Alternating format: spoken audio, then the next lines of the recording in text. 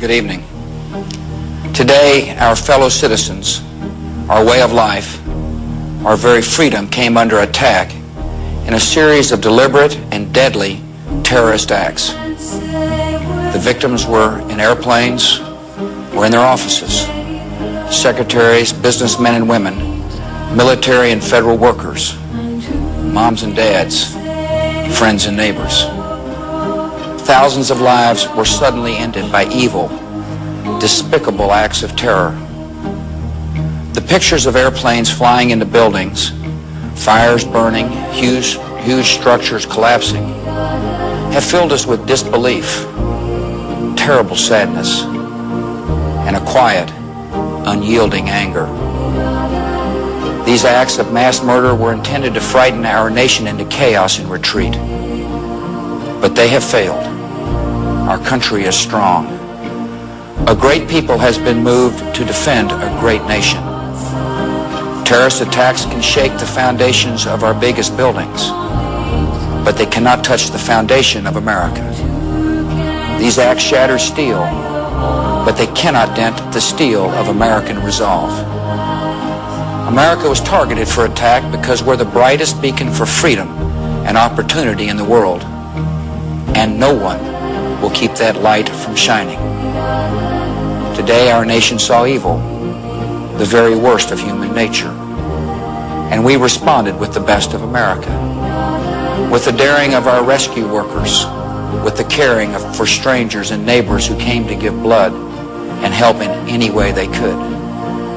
Immediately following the first attack, I implemented our government's emergency response plans. Our military is powerful and it's prepared. Our emergency teams are working in New York City and Washington, D.C. to help with local rescue efforts.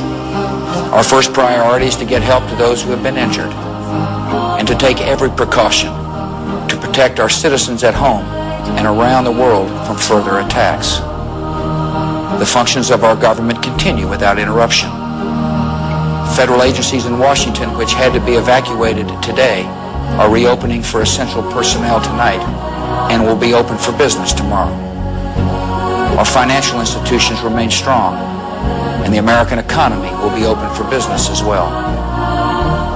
The search is underway for those who are behind these evil acts. I've directed the full resources of our intelligence and law enforcement communities to find those responsible and to bring them to justice. We will make no distinction between the terrorists who committed these acts and those who harbor them. I appreciate so very much the members of Congress who have joined me in strongly condemning these attacks. And on behalf of the American people, I thank the many world leaders who have called to offer their condolences and assistance. America and our friends and allies join with all those who want peace and security in the world, and we stand together to win the war against terrorism.